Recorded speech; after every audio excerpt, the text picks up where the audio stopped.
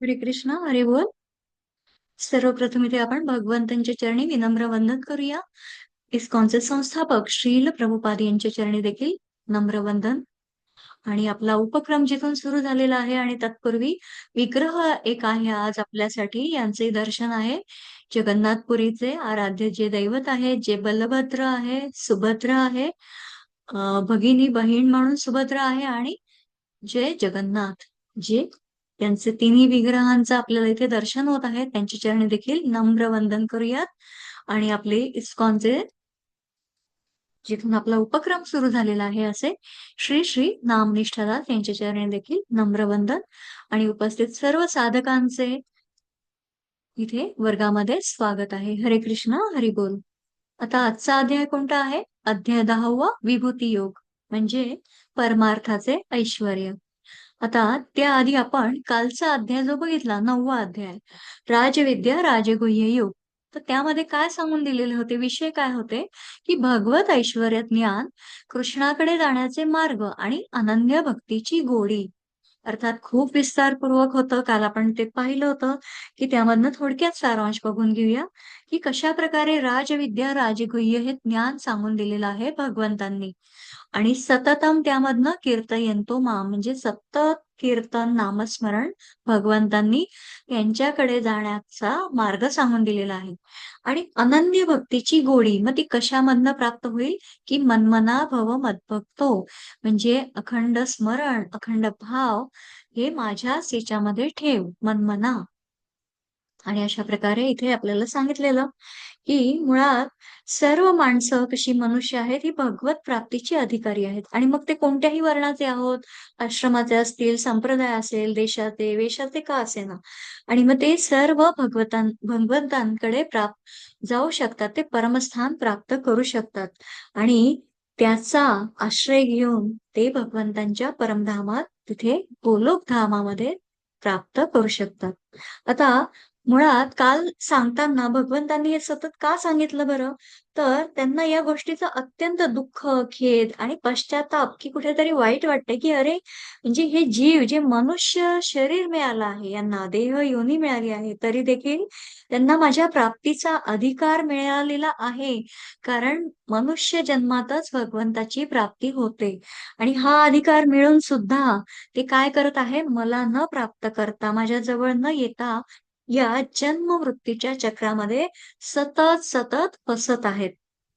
आणि मला विन्मुख होऊन काही जण तर माझी अवहेलना करत आहेत, की कालच्या पद्धतीने आपण बघितलं की खरोखर भगवंत आहे का, इथपर्यंत अनेकांचे संशय असतात.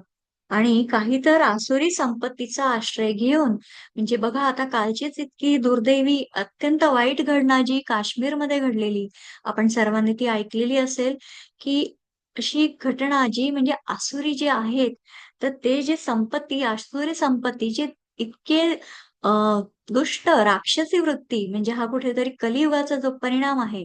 आणि त्याच्यामुळे ते निष्पाप जे लोक होते त्यांना ते तिथे ती घटना घडली आणि त्याच्यामुळे त्यांचे ते मृत्यू तिथे झालेला, तर तो अतिशय वाईट आहे. आणि अशामुळे इथे काय सांगितलं आहे की भगवंतांनी त्यासाठी सांगितलं आहे की काही जण अशा पद्धतीने म्हणजे या असुरी संपत्तीचा आश्रय घेऊन नको ते अनुचित कर्म करत आहे. आणि म्हणून मग पाप्यात पापी असला, कोणत्याही नीच योनीमध्ये जन्मलेला असला किंवा कोणताही वर्ण, आश्रम, देश, वेश यांचा असला, तरी देखील तो मला आश्रय घेऊन म्हणजे मला शरण येऊन मन्मना भव मद्भक्तो, तर मला प्राप्त करून घेऊ शकतो.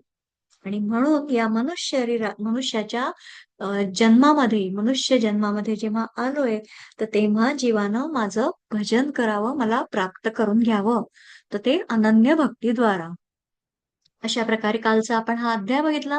आजचा जो अध्याय आहे विभूती योग, त्याच्यामध्ये भगवंतांनी काय काय सांगून दिलेलं आहे, भगवंतांच्या विभूती कशा प्रकारच्या आहे, तर ते आता आपण इथे पाहणार आहोत. हरे कृष्णा. 10.1 चा अनुवाद वाचते. श्री भगवान म्हणाले, हे महाबाहो अर्जुना, पुन्हा ऐक. तू माझा प्रिय मित्र असल्यामुळे तुझ्या हितार्थ मी तुला हे ज्ञान प्रदान करील, जे मी पूर्वी सांगितलेल्या ज्ञानापेक्षाही श्रेष्ठ आहे. आता कालपर्यंत आपल्याला राजविद्या, राजगुह्य योग असं ते त्यांना ज्ञान प्राप्त झालेलं. आता याहून पुढे जाऊन भगवंत सांगतायत. काय सांगत आहेत? की मुळात बघा अर्जुन जेव्हा युद्ध क्षेत्रामध्ये आलेला होता, तर त्यांनी विजयाची कामना न करता म्हणजे त्यांनी ती कामना ठेवलेलीच नव्हती. त्याने फक्त आणि फक्त काय केलेलं होतं, की आपलं कल्याणच इच्छिलेलं होतं आणि म्हणून त्याच्यासाठी इथे भगवंतांनी काय म्हटलं आहे, "महाबाहो अर्जुन" असं संबोधलं आहे. म्हणजे सृष्टीमध्ये मला तुमचा अनुभव कुठे येईल? असा अर्जुनाला प्रश्न पडलेला होता. आता काल भगवंतांनी जेव्हा सांगितलं, की माझ्या ठिकाणी तू सतत मला स्मरण कर. तर मग आता इथे सृष्टीमध्ये भगवंतांना बघायचं कुठे? कारण आपण निर्गुण निराकाराची उपासना करू शकतो का? नाही करू शकत. आपल्याला त्या उपासनेसाठी, साधनेसाठी काहीतरी सगुण रूप, तर त्याच्यामध्ये सृष्टीमध्ये सुद्धा हा अनुभव आपल्याला घेता येईल का?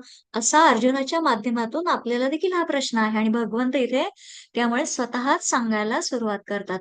आणि असं परमं वचः म्हणजे संपूर्ण जीवांचं कल्याण करणारं असल्यामुळे हे भगवंतांचं वचन कसं आहे?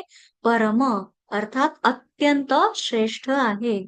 संपूर्ण जीवांची कल्याण करणारी असल्यामुळे गीता कशी आहे? संपूर्ण विश्वाला प्रिय, विश्ववंद्य आहे. आणि म्हणूनच या 10व्या अध्यायामध्ये भगवंत अर्जुनाला आपल्या विशिष्ट ऐश्वर्यांचं वर्णन करून सांगत आहेत.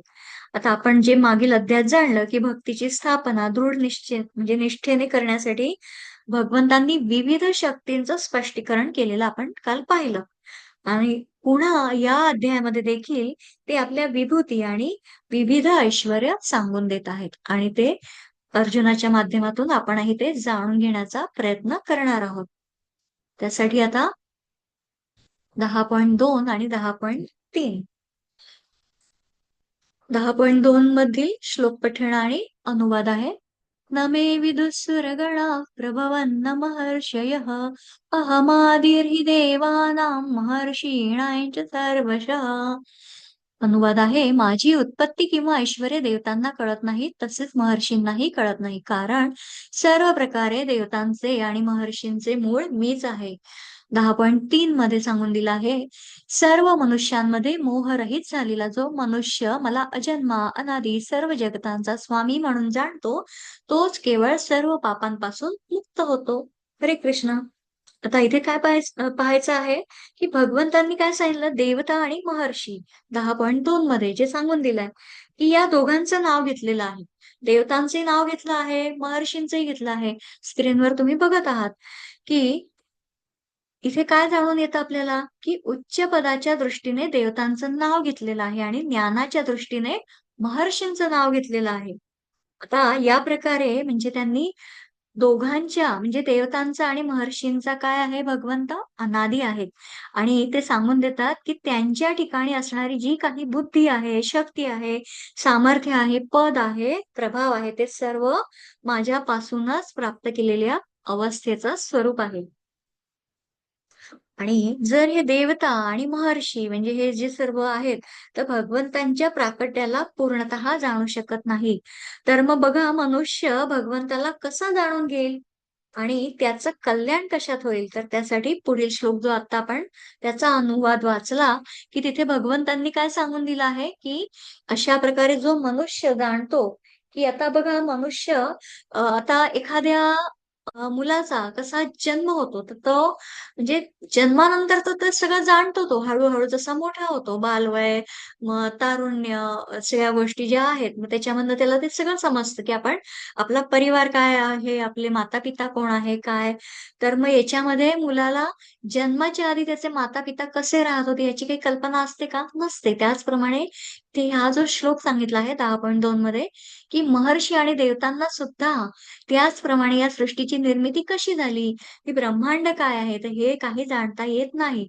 आणि म्हणून 9व्या अध्यायामध्ये काल आपण बघितलं, की पिताहमस्य जगतो माता धाता पितामहः वेद्यं पवित्रमोंकार रुक्साम यजुरेव च. म्हणजे काय सांगितलं होतं, की या जगाला धारण करणारा, कर्मफल देणारा, जे माता-पिता, जे आई-वडील आहे, आजोबा आहे, जाणण्यायोग्य पवित्र ओंकार आहे. तसंच ऋग्वेद, सामवेद आणि यजुर्वेदही मीच आहे, असं कालच्या आपण या श्लोकामध्ये 17व्या श्लोकामध्ये जाणलं होतं. मग आता तिसऱ्या या ज्या श्लोकामध्ये आहे, की य माम जमनादीन लोकमहेश्वरमची ये व्यक्ती, म्हणजे इथे भगवंत स्वतःचं वर्णन करतात. आणि मग ते वर्णन काय आहे? पुढील श्लोकांमधनं आपण ते पाहणार आहोत. आता 10.6 मध्ये काय सांगितलं आहे? सप्तर्षी गण आणि त्यांच्या पूर्वीचे 4 महर्षी तसेच मनु म्हणजे मानव जातीचे प्रजापती माझ्या मनापासून निर्माण होतात, म्हणजेच माझ्यापासून उत्पन्न होतात आणि विविध लोकांवरील निवास करणारे सर्व जीव त्यांच्यापासून उत्पन्न होतात. हरे कृष्ण. इथे भगवंतांनी सांगून दिलं आहे, की इथे आता समग्र जे ऐश्वर्य आहे, तर ते सांगताना म्हणत आहेत, की प्रत्येक तत्वाच्या मुळाशी मी आहे. म्हणजे बघा ज्याप्रमाणे बीजापासून वृक्ष बनल्यावर बीज दिसत नाही, काल आपण ते बघितलेलं. तर तिथे अलंकार बनल्यावर केवळ दागिना जसा दिसतो, त्यातलं सोनं दिसत नाही. त्याचप्रमाणे या सगळ्या सृष्टीचा जन्म परमात्म्यापासून झालेला आहे. तोच काय आहे? बीज आहे. आणि सृष्टीच्या निर्मितीनंतर भगवंत दिसत नाहीत. त्याच्यामुळे इथे सांगून दिलेलं, की सर्व जीव भगवंतांपासून उत्पन्न होतात. आणि जे असे जाणू शकत नाहीत, तर मग त्यांच्यासाठी पुढील स्लाइड आहे. एताय विभूती योगैश्च मम यो वेत्ति तत्त्वतः सोऽविकम्पेन योगेन युज्यते नात्र संशयः. ज्याला माझ्या ऐश्वर्याची आणि योगशक्तीची वास्तविकपणे खात्री पटते, तो अनन्य भक्ती योगामध्ये तत्पर होतो. यात मुळीच संशय नाही. हरे कृष्ण. आता ज्यांना यामध्ये पूर्ण जाणीव होते, खात्री पटते, दृढ निष्ठा असते, काय असते, की जे संपूर्णपणे माझ्या विभूतींना जाणतात, ते माझ्यापासून वेगळे होऊ शकत नाही. म्हणजे जोपर्यंत आपण संपूर्णपणे भगवंतांना समजून घेत नाही, तोपर्यंत आपल्या मनात संशय राहतोच. म्हणजे आपले विचार काय होतात? स्थिर राहत नाही. पण जेव्हा आपल्याला समजतं, की हे सगळं विश्व भगवंतांपासून बनलेलं आहे आणि सगळ्यांमध्ये भगवंत आहे. परमात्मा हा सृष्टीसोबत आहे, वेगळा नाही. आणि काल देखील आपण जे पाहिलं, की अविचल राहून स्थिर मनाने आपण भगवंतांसोबत जोडलं जातो. अनन्यास चिंतयन्तो माम, असं काल आपण पाहिलं. मग अशा भक्तांना भक्तियोगाची प्राप्ती होते. आणि भगवंत काय म्हणतात, की अनंत कोटी ब्रह्मांडाचा नायक आहे. भगवंत विभक्त न होता ते आपल्या अंतरंगामध्ये राहतात. म्हणजे जो माझे ऐश्वर्य, सामर्थ्य जाणतो, तो स्थिर भक्तियोगानं युक्त होतो आणि यामध्ये काहीही संशय नाही. असं हे भगवंतांचं विधान आहे. आता पुढील श्लोकांमध्ये बघूया. अहं सर्वस्य प्रभुः मत्तः सर्वं प्रवर्तते इति मत्वा भजन्ते मां बुधा भावसमन्विताः.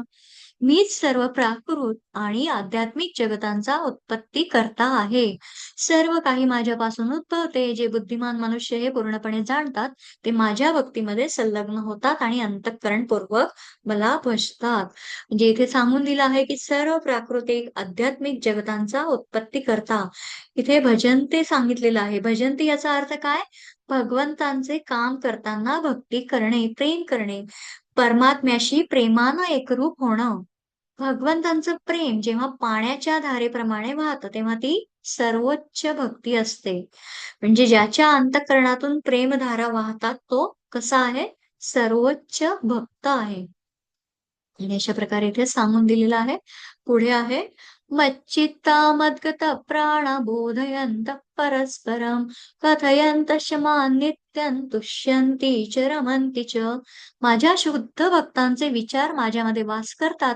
त्यांचे जीवन माझ्या सेवेसाठी पूर्णपणे समर्पित आहे आणि त्यांना नेहमी एकमेकांना ज्ञान देऊन आणि माझ्याबद्दल बोलण्यातून खूप समाधान आणि आनंद मिळतो. हरे कृष्ण.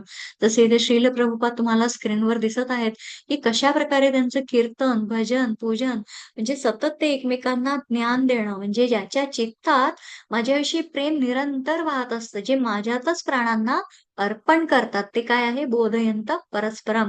म्हणजे एकमेकांमध्ये चर्चा करून आपापली अनुभूती एकमेकांना सांगून.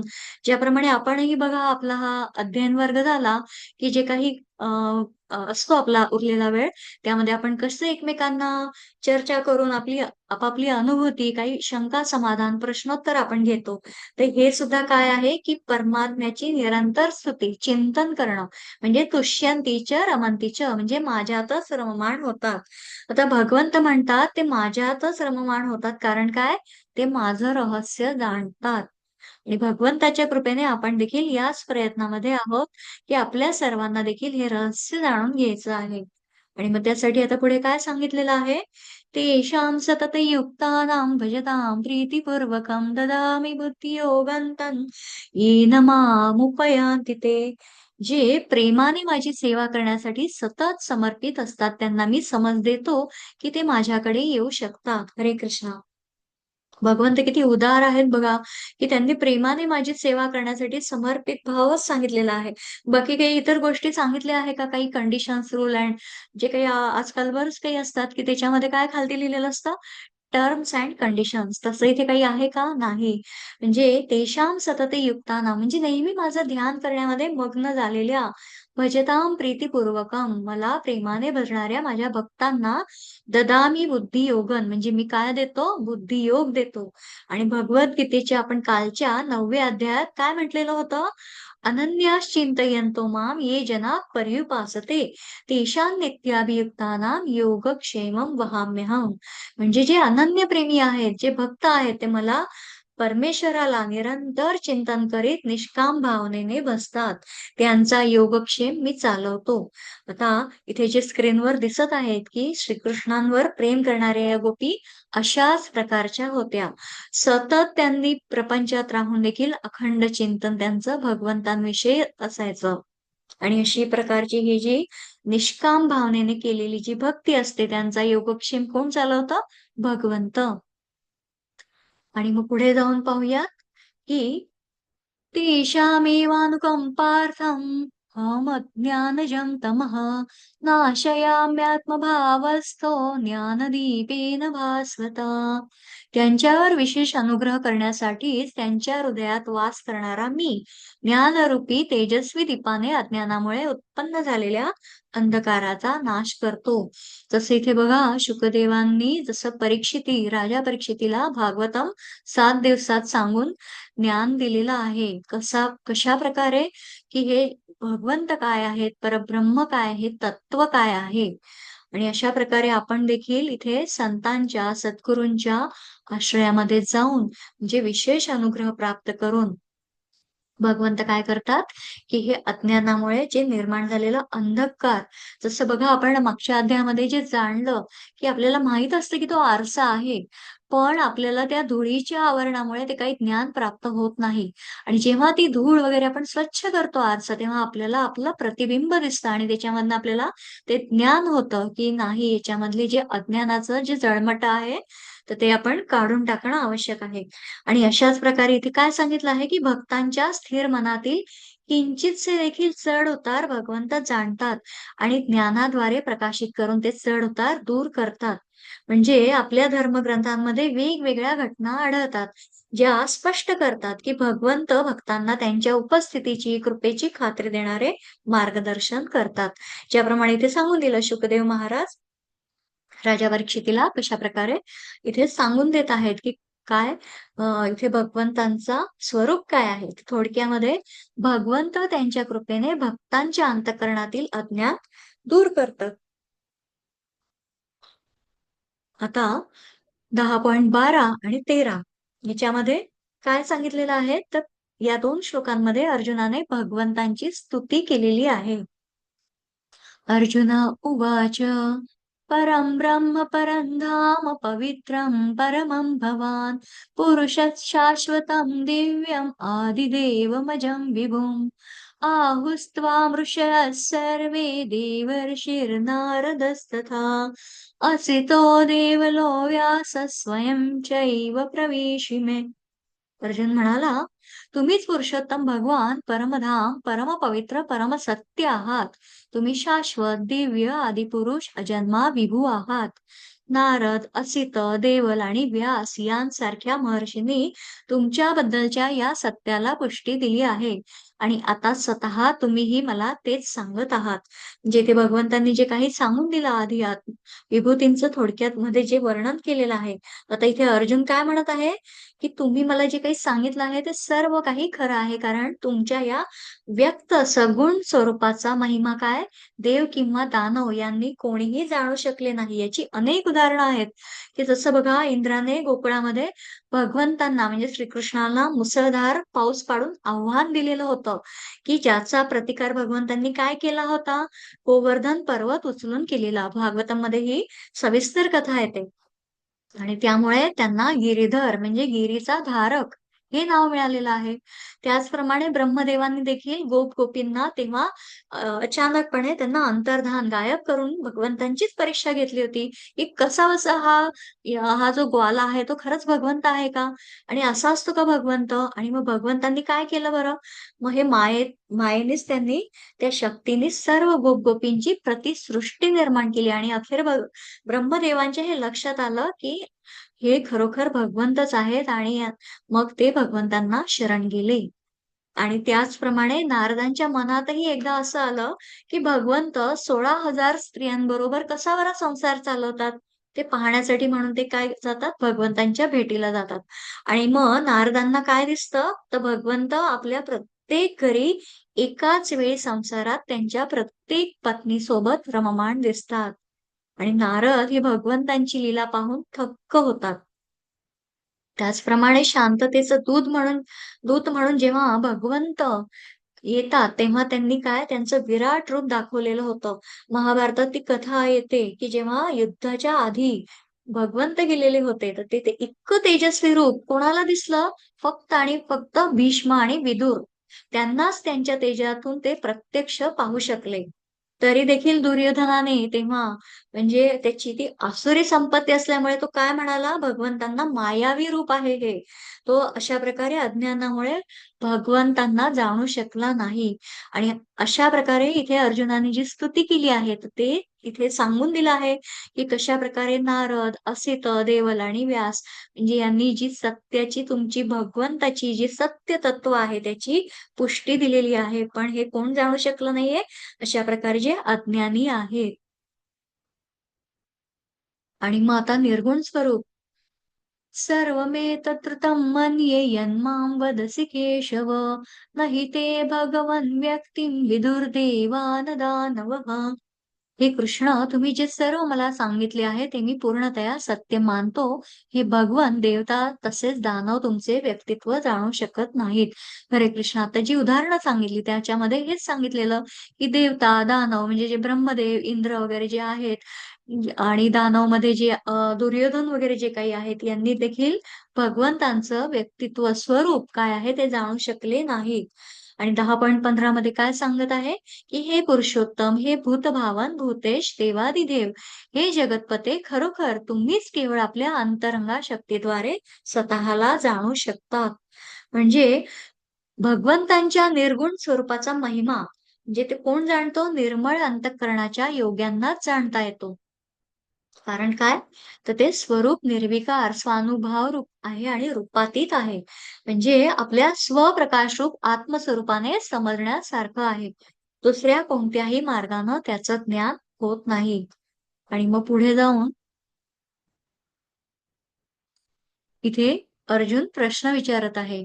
10.17 आणि 10.18 मध्ये पाहूया. हे योगेश्वर कृष्ण, मी तुमचे कसे निरंतर चिंतन करावे आणि मी तुम्हाला कसे जाणावे? हे भगवान, कोणकोणत्या विविध रूपात मी तुमचं स्मरण करावं? 10.18 हे जनार्दन, कृपया आपल्या योग शक्तीचे आणि ऐश्वर्याचे विस्ताराने वर्णन करून सांगा. तुमच्याबद्दल श्रवण करून मी कधीच तृप्त होत नाही, कारण मी जितके अधिक श्रवण करतो, तितके अधिक मला तुमच्या अमृतमयी संभाषणाचे रसास्वादन करण्याची इच्छा होते. हरे कृष्ण. इथे अतिशय सुंदर आहे, की बघा म्हणजे आता भगवंतांचं हे समग्र जे ऐश्वर्य आहे, हे योग शक्तीचं सामर्थ्य आहे. तर मग हे तर आपण म्हणजे इथे अर्जुनाला हा प्रश्न पडलाय, की मग कसं जाणायचं? चिंतन कसं करायचं?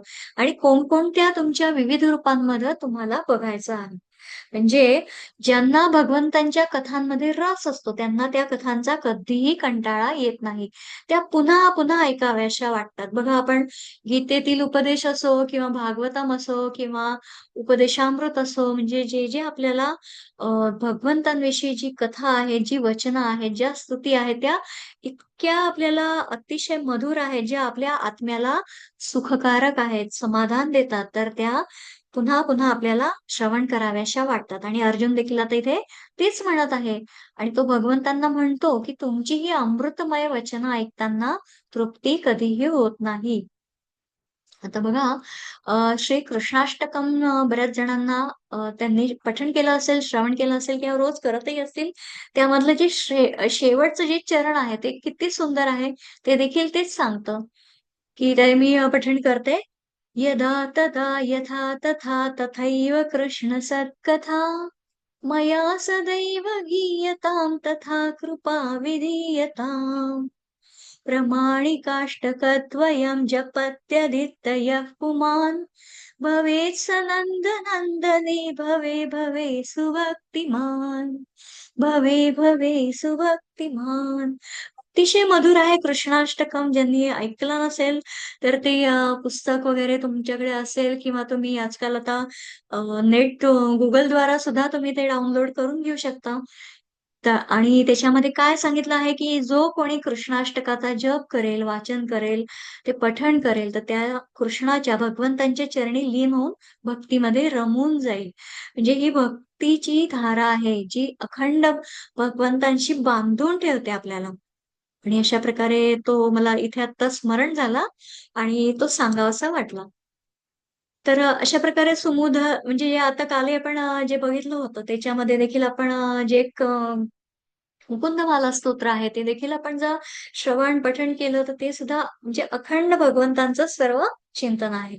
आता या श्लोकामधला अनुवाद पाहूया 10.19. श्री भगवान म्हणाले, "ठीक आहे, मी तुला तुझ्या विलोभनीय अभिव्यक्तींबद्दल सांगेन. परंतु ज्या प्रमुख अभिव्यक्ती आहेत त्यांचेच मी कथन करीन. कारण हे अर्जुन माझे ऐश्वर्य अनंत आहे." आता भगवंत म्हणत आहेत कुरुकुलामध्ये श्रेष्ठ असणाऱ्या अर्जुना, म्हणजे माझ्या विस्ताराला मर्यादा आहे का? नाही. इथे भगवंतांचं स्वरूप कसं दाखवलंय? अनेक विग्रह, अनेक स्वरूप दाखवले, अनेक विभूती दाखवून दिलेल्या आहेत. आणि या मर्यादा म्हणजे या विस्ताराला कुठेच मर्यादा नाही, अमर्याद आहेत. अशा या दिव्य ज्या विभूती आहेत, त्यामधल्या मुख्य विभूती कोणत्या आहेत, त्या मी सांगतो. का? तर हरी अनंत, हरिकथा अनंता. अनंत कोटीने विस्तारलेल्या आहेत आणि त्या विभूतींना कुठेतरी भगवंतांना प्रमुख विभूती सांगून देण्यासाठी इथे भगवंतांनी सांगितलं आहे. आता इथून भगवंत त्यांच्या विभूतींचं वर्णन करता. आता इथे बघा तुम्ही स्क्रीनवर तुम्हाला दिसत आहे, की कशामध्ये विशेषता कोणत्या याच्यामध्ये आहे. म्हणजे आदित्यांमध्ये विष्णू, तेजस्व्यांमध्ये सूर्य, मरुद्गणांमध्ये मरीची, नक्षत्रांमध्ये चंद्र, वेदांमध्ये सामवेद, देवतांमध्ये इंद्र, इंद्रियांमध्ये मन, सजीवांमध्ये जीवनशक्ती, रुद्रांमध्ये भगवान शिव, यक्ष आणि राक्षसांमध्ये कुबेर, पुरोहितांमध्ये बृहस्पती, पुराणांमध्ये स्कंद, जलाधारांमध्ये सागर, महान ऋषींमध्ये भृगु, कंपनांचा ओम, नामजप, यज्ञ, अचल गोष्टींचा हिमालय, वृक्षांमध्ये वटवृक्ष, देवतांमध्ये ऋषींचा नारद, गंधर्वांपैकी चित्ररथ, सिद्ध प्राण्यांमध्ये कपिला, घोड्यांमधले उच्चैश्र आणि भगवान हत्तींपैकी ऐरावत. म्हणजे हे जे सर्व काही सांगून दिलेलं आहे, म्हणजे आपण जे 33 कोटी देव आहेत असं जाणतो. आता कोटी हा शब्द म्हणजे अनेक या ठिकाणी प्रकार असा घेतलेला आहे. आता कोटी म्हणजे हे काही संख्यात्मक नाही, ही संख्या नाही. तर संस्कृत भाषेमध्ये कोटी या शब्दाचा अर्थ करोड नसून काय आहे? प्रकार. म्हणजे हे अतिशय महत्वाचं आहे. बरेच जण म्हणतात, की 33 कोटी अशा या संख्या आहेत का? नाही. तर हे प्रकार आहेत. पुढे जाऊन ते अजून प्रकार आपण पाहणार आहोत. पुढे बघा स्क्रीनवर, की पुरुषांमध्ये सम्राट, शस्त्रांमध्ये वज्र, गायींमध्ये सुरभी, उत्पत्तीच्या कारणांमध्ये कंदर्प, सर्पांमध्ये वासुकी, नागांमध्ये अनंता, जलचरांमध्ये देवता वरुण, दिवंगत पूर्वजांमध्ये आर्यमा, कायद्याच्या सूत्रधारांमध्ये यम, दैत्यांमध्ये प्रल्हाद, दमन करणाऱ्यांमध्ये काळ, पशूंमध्ये सिंह, पक्ष्यांमध्ये गरुड, पवित्र करणाऱ्यांमध्ये वायू, शस्त्र धारण करणाऱ्यांमध्ये राम, मत्स्यांमध्ये मकर मासा, प्रवाही नद्यांमध्ये गंगा, सर्व सृष्टीचा आरंभ, अंत आणि मध्यही, विज्ञानांमध्ये स्वतःचे अध्यात्म विज्ञान, तर्कशास्त्रज्ञांमध्ये निर्णायक सत्य, अक्षरांमध्ये अकार, समासांमध्ये द्वंद्व समास आणि सृष्टीकर्त्यांमध्ये ब्रह्मदेव, असे अनंत अनेक विस्तारच भगवंतांनी म्हणजे सृष्टीचं व्यवस्थापन जे काही सांगून दिलेलं आहे, त्यासाठी अजून पुढे बघूया, की ज्याच्यामध्ये सांगून दिलं आहे, "मी सर्व भक्षण करणारा मृत्यू, मीच सर्व काही निर्माण करणारा तत्व आहे." कीर्ती, भाग्य, उत्तम वाणी, स्मरणशक्ती, बुद्धिमत्ता, स्थिरता आणि संयम हे स्त्रियांमध्ये. सामवेदातील स्तोत्रांमध्ये बृहत्साम, काव्यामध्ये गायत्री, मासांमध्ये मार्गशीर्ष, ऋतूंमध्ये वसंत, फसवणाऱ्यांमध्ये द्यूत, तेजस्व्यांमध्ये तेज, विजय, साहस हे सुद्धा भगवंतांचं रूप आहे. बलवानांचं बल, वृष्णीवंशीयांमध्ये वासुदेव, पांडवांमध्ये अर्जुन, ऋषींमध्ये व्यास, विचारवंतांमध्ये उशाना, अराजकतेचे दमन करणाऱ्या सर्व साधनांमध्ये दंडाची काठी, जी काठी आपल्याला कधी दिसत नाही, पण जे मार बसतो आणि त्याचं जे फळ मिळतं, तर ते भगवंतांनी काय सांगितलं? दंडाची काठी. विजयश्रू म्हणजे नीती, रहस्यांमध्ये मौन आणि ज्ञानीजनांमध्ये काय आहेत? ज्ञानी, जे भगवंतांना अतिशय प्रिय आहेत ज्ञानीजन. अशा प्रकारे आपण जे पाहिलं, की 8 वसू, 11 रुद्र, 12 आदित्य, 1 इंद्र आणि 1 प्रजापती या प्रत्येकाचं कार्य कसं वेगवेगळं, प्रत्येकाचा कार्यभाग वेगवेगळा आणि त्यामुळे इथे जे काही वर्णन आहे ते कोटी हे म्हणजे विशेषणात्मक आहे, संख्यावाचक नाही. त्यामुळे कधी कोणी विचारलं तर कोटी म्हणजे हे संख्यावाचक नाही आहे. हे कायम लक्षात ठेवायचं आहे. आता पुढे जाऊया 10.39 आणि 10.40. शिवाय हे अर्जुना, मी सर्व अस्तित्वांची उत्पत्ती करणारा बीज आहे. असे कोणतेही अस्तित्व नाही, हलणारे किंवा न हलणारे, जे माझ्या शिवाय अस्तित्वात असू शकते. हे पर्यंत माझ्या दिव्य विभूतींना अंत नाही. मी तुला जे सांगितले आहे ते माझ्या अनंत विभूतींचे केवळ सूचक आहे. जे इथे जे मेन हायलाइट केलेलं आहे, तर ते काय सांगितलं इथे भगवंतांनी, की केवळ सूचक आहे. म्हणजे आता जे आपण बघितलं, सर्व अस्तित्वांची उत्पत्ती करणारा बीज, अहम बीज प्रगत पिताः असं भगवंतांनी सांगून दिलेलं आहे. असं कोणतंच अस्तित्व नाहीये, हलणारं किंवा न हलणारं. म्हणजे बघा, साधं झाडाचं पान देखील भगवंतांच्या इच्छेशिवाय हलत नाही. ही जाणीव, अतिशय हे चिंतन महत्वाचं आहे आणि अशा या दिव्य विभूती आहेत, की त्यांना अंतच नाही. म्हणजे बघा, भगवंतांनी अर्जुनाला 20व्या श्लोकापासून 39व्या श्लोकापर्यंत एकूण 82 प्रकारच्या विभूती सांगून दिलेल्या आहेत. म्हणजे आता आपण 3 स्क्रीनमधनं बघितल्या. आता त्याचा तेवढा विस्तार करणं आपल्याला इथे या वेळेची मर्यादा असल्यामुळे आपण फक्त त्या वाचन केलेल्या आहेत. आणि ते काय म्हणतायत, की मग तुला समजण्यासाठी त्या थोडक्यात सांगितल्या. ज्या आत्ता पण आपण थोडक्यात प्रमाणात ते पाहून घेतलं.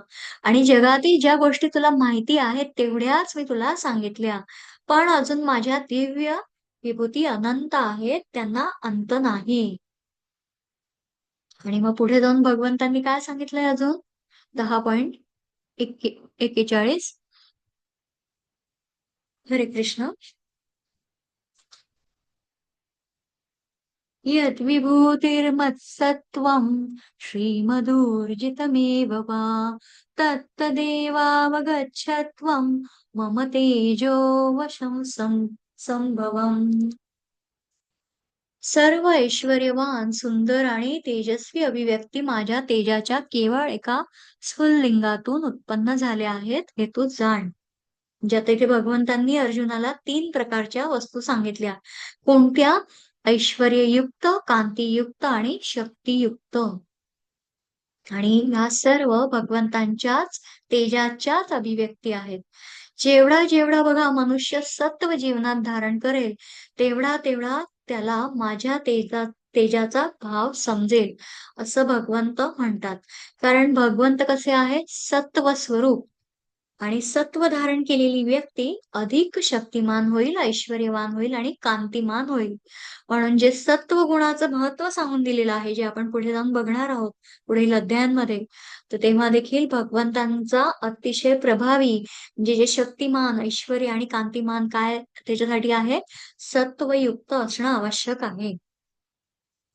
आणि मग पुढे जाऊन भगवंतांनी अखेरीस सांगून दिलं आहे, "अथवा बहुनैतेन किन्यातेन तवार्जुन वेष्टभ्याहमिदं कृत्स्नम् एकांशेन स्थितो जगत्." परंतु हे अर्जुन, या साऱ्या सविस्तर ज्ञानाची काय आवश्यकता आहे? माझ्या केवळ एकाच अंशाने मी हे संपूर्ण विश्व व्यापून धारण करून राहिलो आहे. म्हणजे अर्जुनाच्या माध्यमातून ही आपल्यालाच जवळपास एक संदेश आहे, की ज्याप्रमाणे तुम्ही स्क्रीनवर बघत आहात.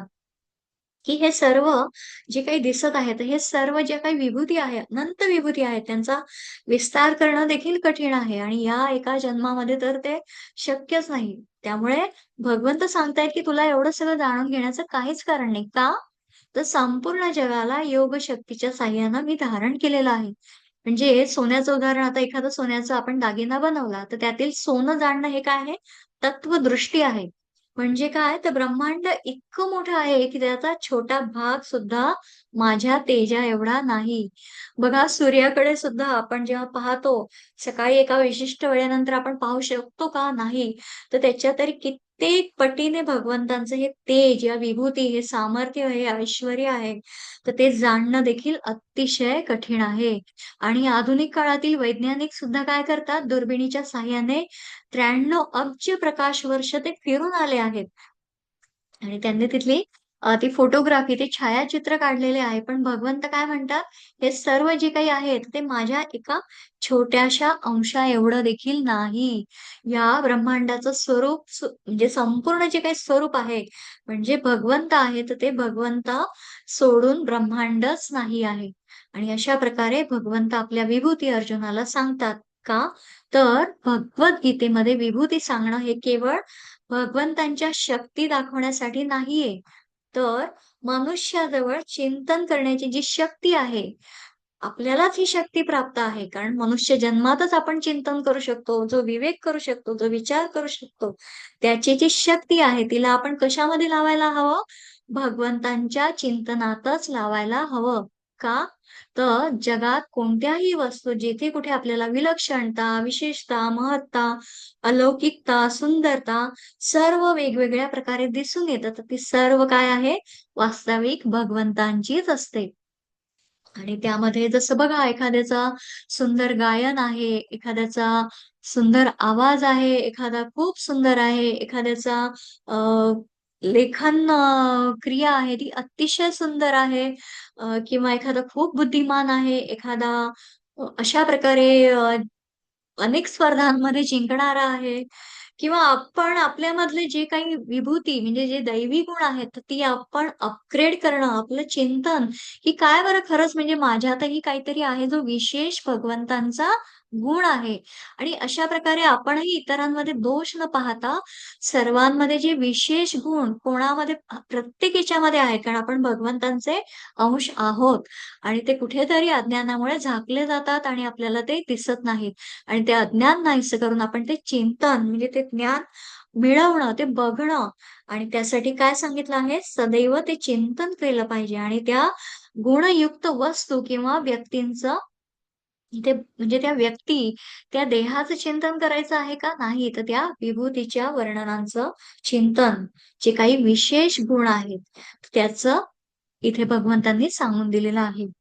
की ते चिंतन अतिशय महत्वाचं आहे आणि त्यानुसार आपण या विश्वाची उत्पत्ती, स्थिती आणि लय जे काही आहे ते हळू-हळू आपण यामधनं जाणून घेऊ शकतो.